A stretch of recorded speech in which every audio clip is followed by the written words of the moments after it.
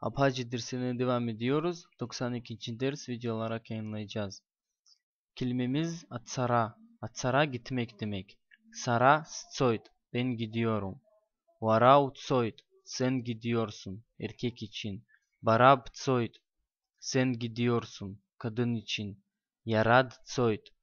O gidiyor. Erkek için. Larad tsoid. O gidiyor. Kadın için. Yara tsoid. Harah tsoid. Biz gidiyoruz. Şaraş tsoid. Siz gidiyorsunuz. Dara tsoid. Onlar gidiyorlar. Saras tsoid. Varav tsoid. Barab tsoid. Yarad tsoid. Larad tsoid. Yara tsoid. Harah tsoid. Şaraş tsoid. Dara tsoid.